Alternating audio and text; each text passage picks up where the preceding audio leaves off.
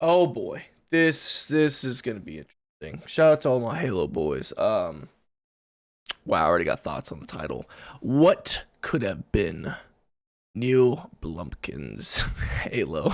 I'm sure that doesn't say Blumkin, but yeah, Bullets and Blockbusters. I kill Controversial it all Halo the time. TV series, we almost got a Halo movie produced by Peter Jackson. Written by 28 Days Later scribe Alex Garland. Dude, I remember when I saw that footage, and it was almost like it was.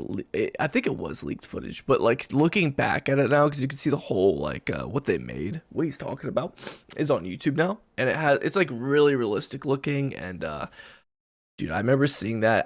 I don't know where I was when I saw it, but I was like, "There's no way this is happening. We're gonna get a like grounded, like Halo movie." Like it was so weird too, because like when I was a kid, I always wanted like a Halo movie. I always wanted it because I was in love with Star Wars and Halo, like big time. I always loved playing Battlefront 2 and Halo 2, and I always wished like they would have a collab, you know. And modders actually made that happen later on, which is awesome. Shout out to the modding community, y'all are great.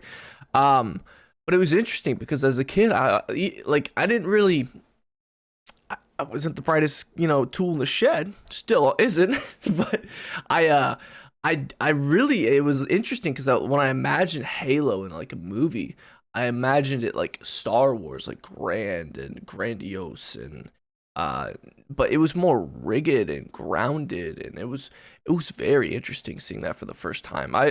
Man, good memories. And directed by District 9's Neill Blomkamp. Yep. Apparently, District 9 was rumored to actually have supposed to been Halo.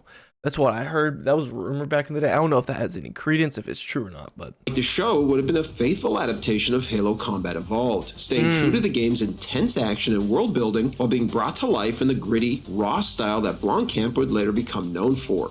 This would be an amazing move, in my opinion. Or it doesn't really even matter. Like people are gonna knock on Star Wars, and there's been a lot of conversations lately of where they decide to make projects where it's in Star Wars. I don't agree with that at all. Like there's so much space and so much room in the timeline for Star Wars. You could pick any time era, you can pick any time period or story or whatever it might be, cast of characters. As long as you don't like fuck up the canon completely. And you can still make a good show. I think just a lot of the shows that have coming out that have gotten a lot of scrutiny with Star Wars, they're just not well produced, or they have writing issues, or they have acting issues, or special effects issues. There's a lot of different ways you can look at it. And some people love everything about Star Wars. That's fine. That's cool. I'm not like that, right? I don't have that opinion. But with Halo, I think you could do anything. You could go anywhere. You could go before Reach falls. You could go before even the Reach program starts, the Spartan program starts. You could go, and I'm very critical on Halo 4 and Halo 5 and Halo Infinite. I am. I will stand by what I say. And even though I didn't like Halo 4 or Halo 5, like as much as Halo 3 and Halo 2, obviously, the direction, I still wanted to see where the story was gonna go, and we never got that. And that's honestly the opinion it correlates with the show. Like you could have had any time period and made it work, but instead of doing that, you decided to try to widen your audience and change the storyline and change the characters and not read the source material and not honor the source material. Not even like a version of the source material. Because you have the books, you have the games, there's comics out there. There's a lot of different storytelling elements of Halo. Shit, there's fucking lore on the back of fucking toys, like toy boxes. Like, there's a lot of different venues and avenues you could pull from. But they didn't give a fuck about any of that shit. We're not even fucking 30 seconds into this goddamn video. Oh my god. Let's dive in and find out why it never happened, and also take a look at what could have been Peter Jackson and Neill Blomkamp's Halo. After Halo's explosive debut in 2002, it didn't take long for Hollywood to come knocking on Bungie's door.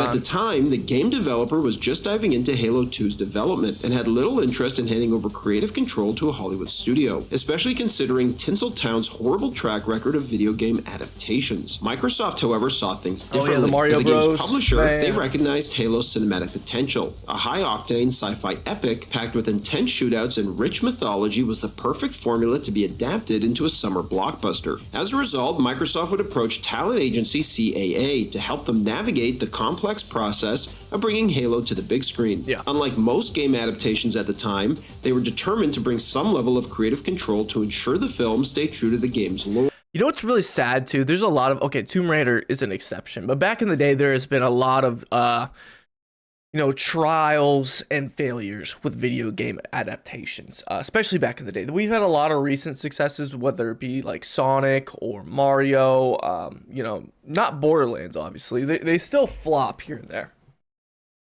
But I will say that, with the momentum we were having in the industry crossing over to the big screen and also TV shows, there's some phenomenal TV shows. I mean, Fallout was an amazing show. Arcane is one of the best animations, like in any animated shows I've ever seen. It's ridiculous, right?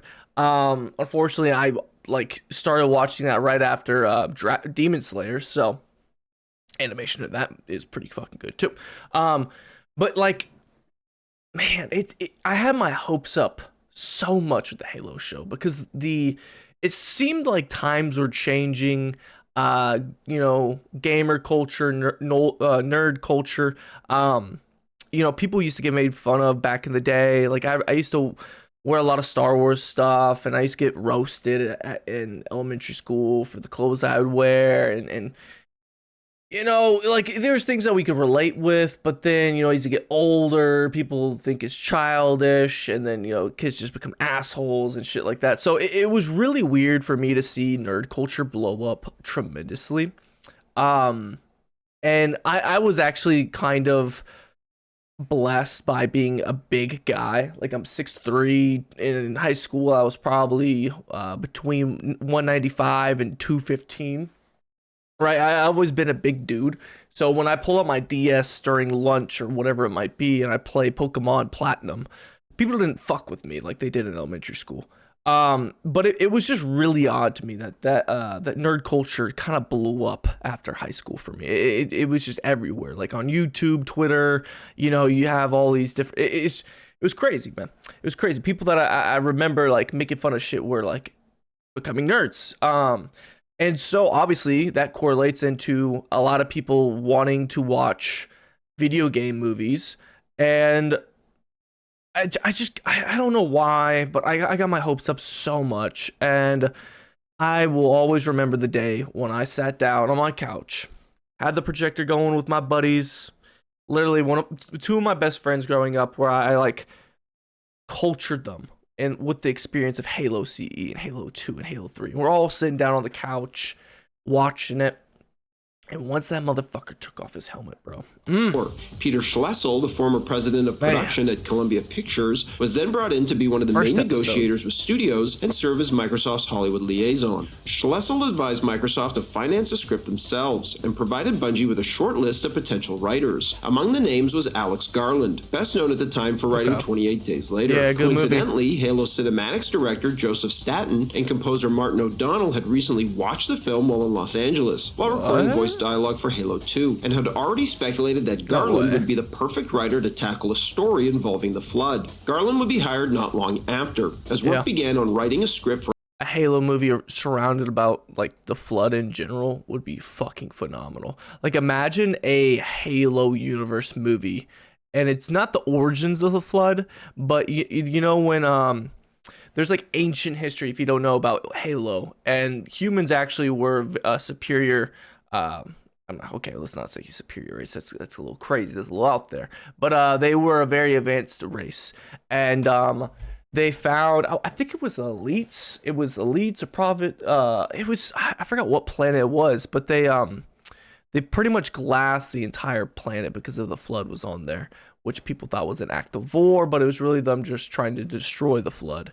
And that plot thread would be so cool to see in a live action movie.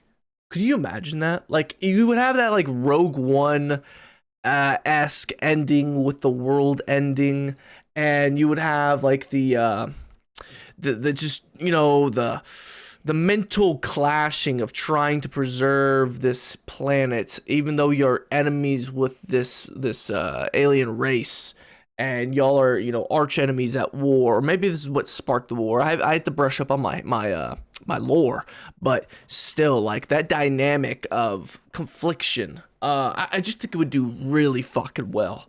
You know, instead of just having Master Chief run around butt ass naked and then having some random ass fucking chick lady in the Covenant. Like, what? The Covenant's just gonna have some random chick that's mewing with the Bob? Like, whose great idea was that? It's like, okay, the aliens are a little too alien. We need to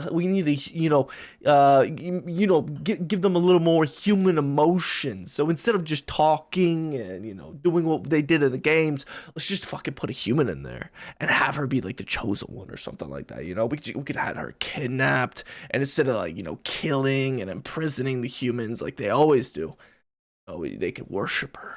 it's like, oh boy.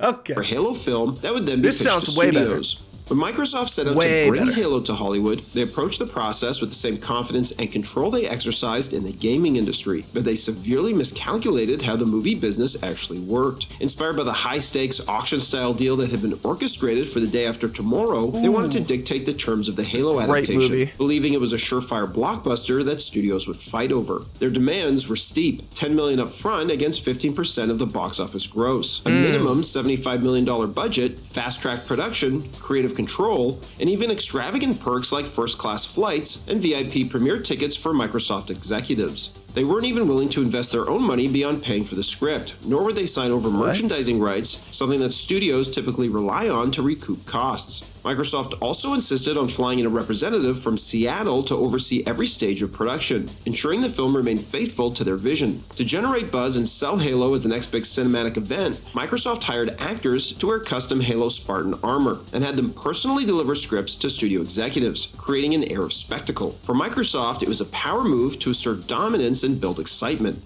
but for seasoned Hollywood insiders, it came off as a gimmicky stunt rather than a serious business negotiation. As one executive recalled, you either wanted to make a Halo movie or you didn't. Having a guy in a costume wasn't going to change your mind. Despite the theatrics, most studios quickly passed on the deal, finding Microsoft's terms too demanding. By the end, only two contenders remained: Fox and Universal. Microsoft had hoped to You gotta be fucking kidding me. use them as leverage against each other, expecting a bidding war that would drive up their payday. But in an unexpected move, the two studios simply joined forces instead. In a single moment, Microsoft lost all of its bargaining power, and what had started as an attempt to secure the most lucrative rights deal in Hollywood history ultimately failed, and set Halo on a path towards development hell.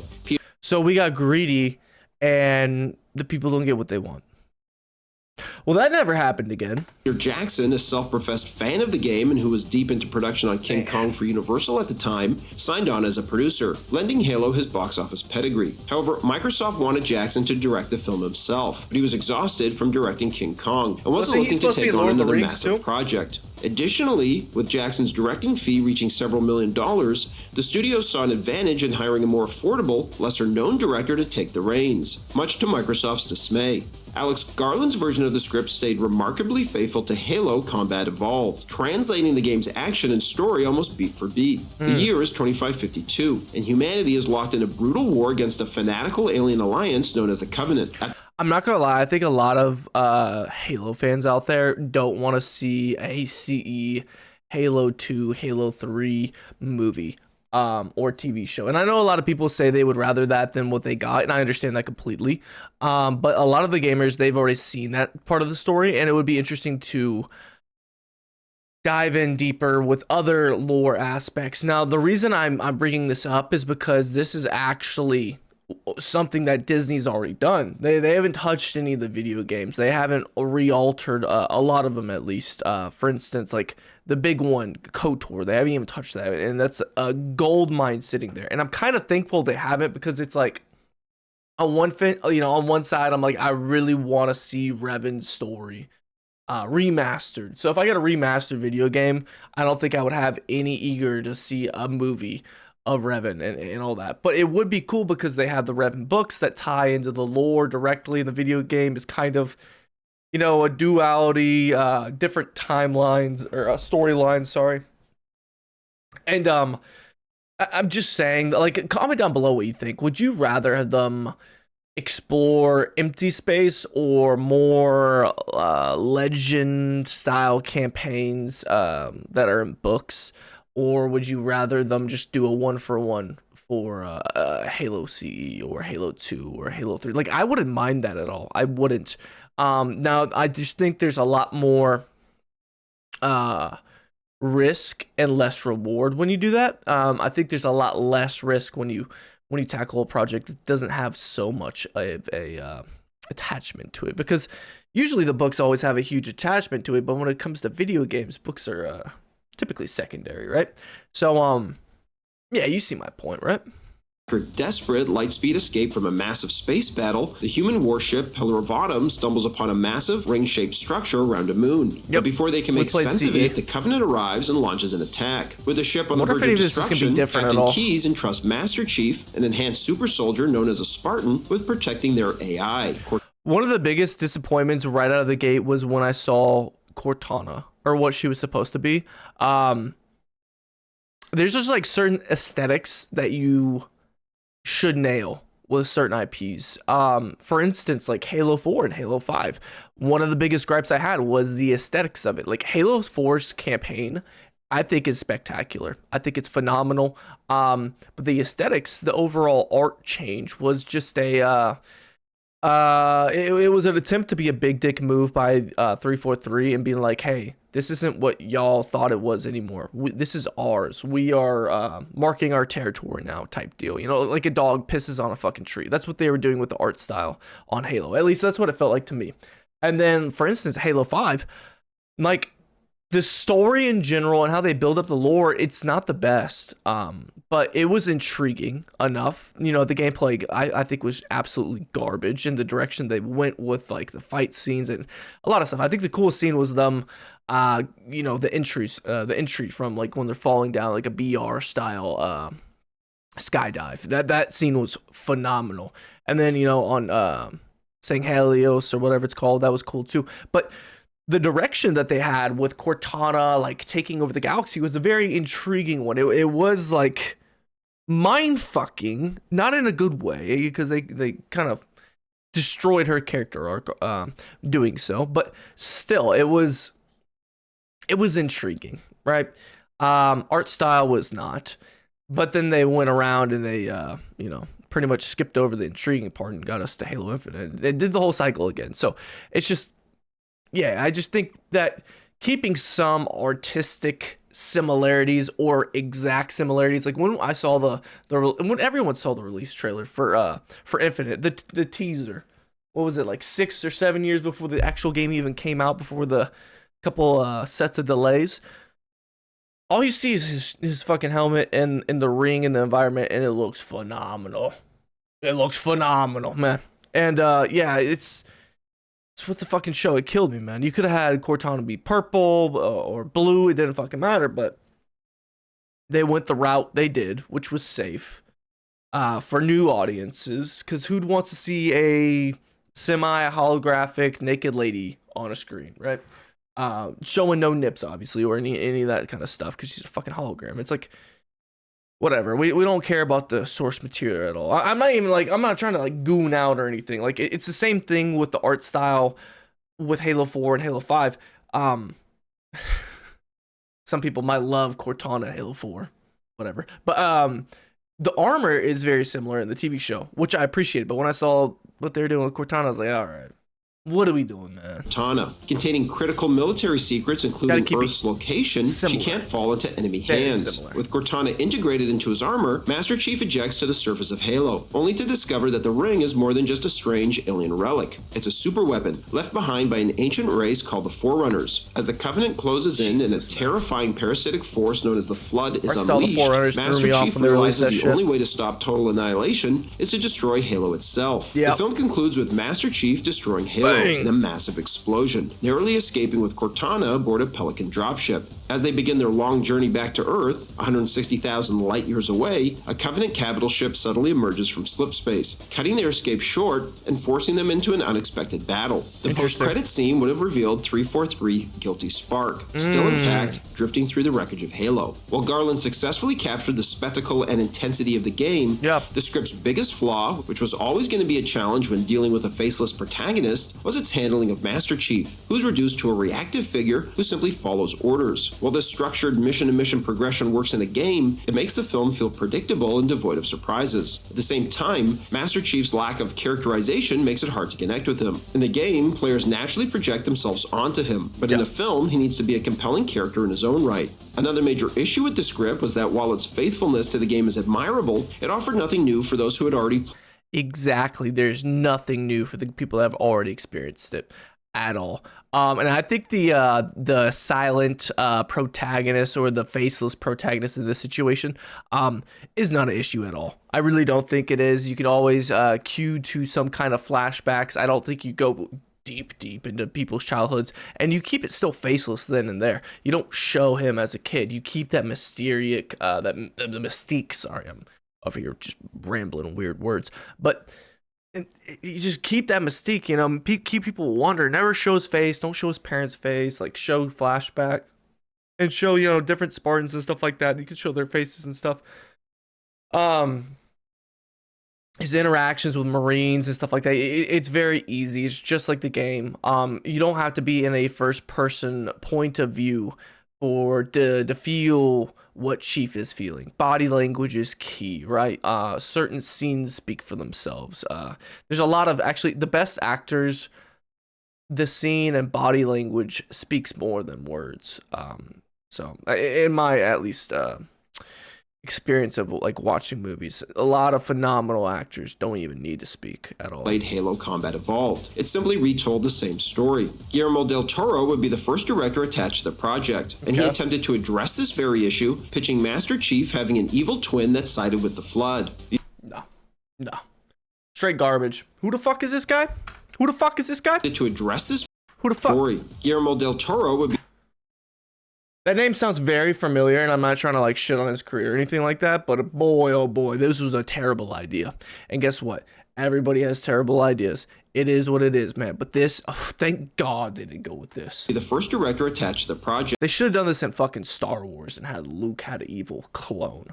Should have done that. That would have been entertaining. Wait, that's in Legends, isn't it? Oh, wow. It's like there's something already written that was pretty good that they could have followed. Never mind. That's a whole different topic. And he attempted to address this very issue, pitching Master Chief having an evil twin that sided with the Flood. No, because then you might even see his face as well, which kind of deletes the whole purpose.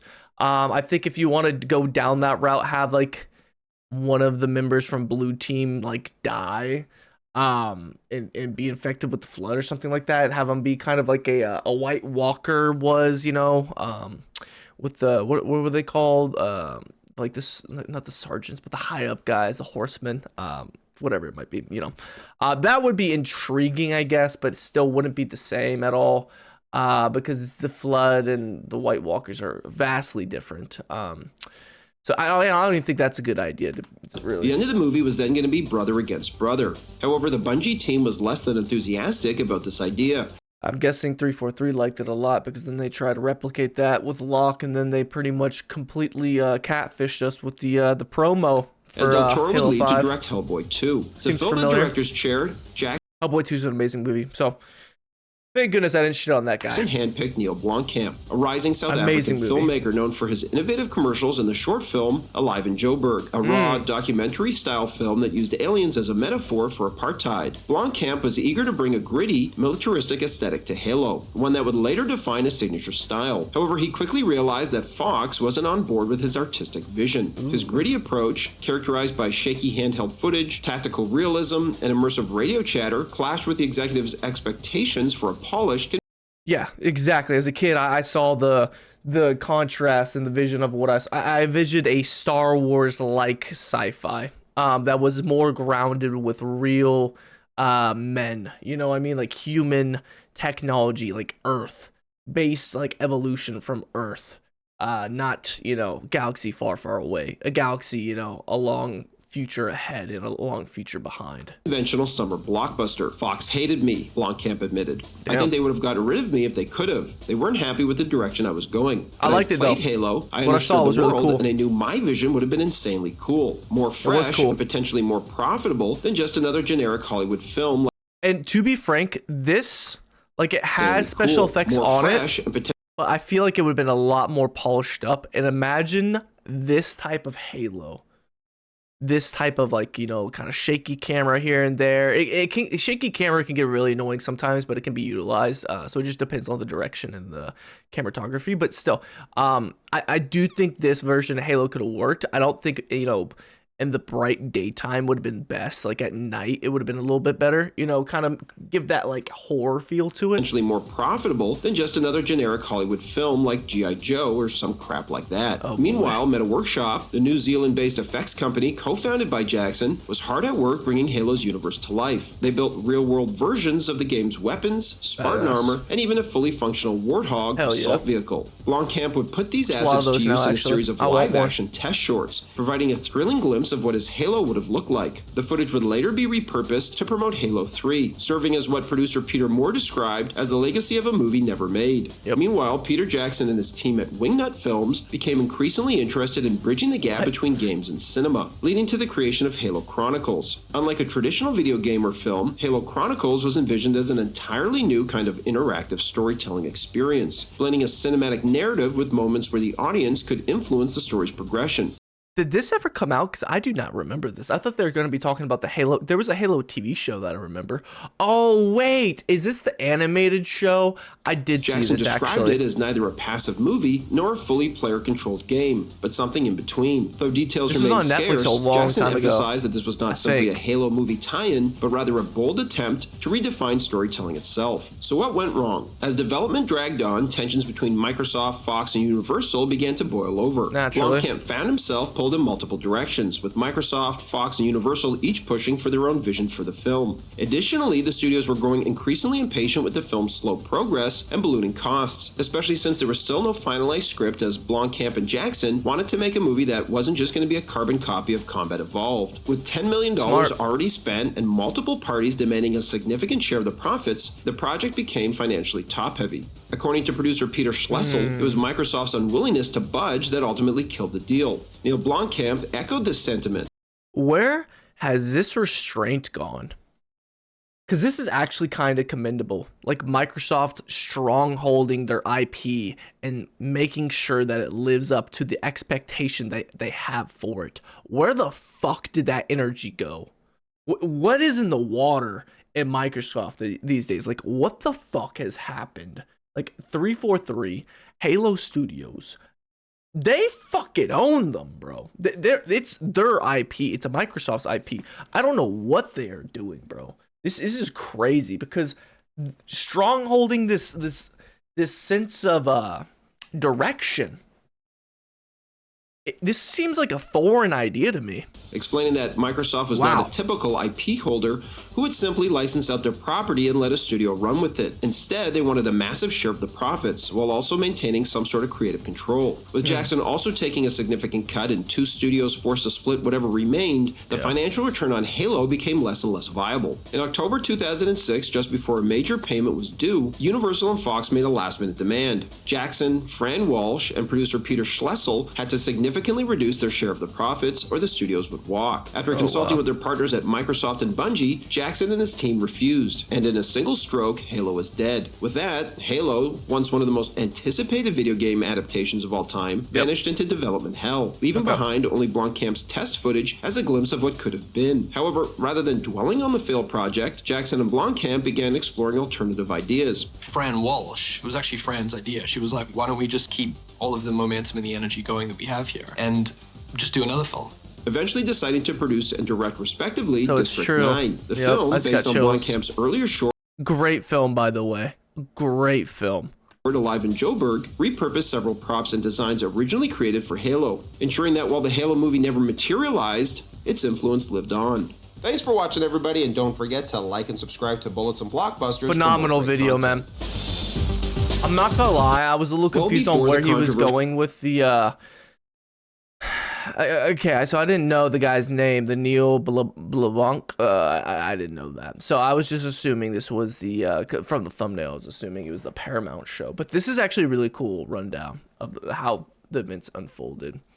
So Neill almost gave us a Halo film, and Alien 5 bringing Ripley back, and RoboCop returns, and studios kill them. Studios kill more things than the Covenant. The glass, that shit. Yep, Halo might genuinely be the most mismanaged IP in the history of modern media. The last genuinely good thing we got was back in 2016, and that was just a pleasant surprise more than anything, even by then. I feel bad for Neill. Halo sequel to Alien, sequel to RoboCop. Okay. We get it. I'm not gonna lie. I don't feel. It would have been really cool. I don't know if that was the best direction to go down. I think Halo deserves a lot more money invested into it. I think it needs to have a budget that Disney can push. I'm not saying I think Disney should be taking care of this movie at all. Keep it away from Disney as much as possible. I do think Netflix, now that they've gained the rights, I think it's just the established rights for the show that came out on Paramount Plus, to be frank. They don't have rights to the IP to make their own Halo show or anything like that. But I do think the relationship being there with Netflix and Microsoft is beneficial. At least if you want to have like a copium dream, one day we might get something that you only could have fathomed as a kid. And I just think Halo is a perfect IP to turn into a competitor to Star Wars, because it already has an established IP that is beloved by so many, and it will always be beloved because we grew up with CE and Halo 2 and Halo 3 and Halo Reach, and there's a lot of new fans that love Halo 4 and Halo 5 and Halo Infinite, man. Halo ODST and Halo Wars and Halo Wars 2, and the list goes on and on. There's other spinoffs as well. But man, I really hope one day, Master Chief, Cortana, the Arbiter, they get their justice, man. I hope they get their due on the big screen one day. And a man can just hope. But my name is Trey Swish. I love Halo. I talk about it a little bit here and there. Talk about a lot of stuff. If you're new here, hit that subscribe button to join the ether. I'm not the ether. We are the ether. I'm Trey Swish. And yeah, hit that like button to help push this out to more people. So yeah, I keep my reactions nice and raw. And unfortunately, sometimes I might slur a word or two. It is what it is. And I'll see you guys in the next one. Deuces. I'm getting really... I thought I was getting better at these outros, but I guess not. It's just, I'm just trying to vibe through this whole thing. But whatever, it is what it is.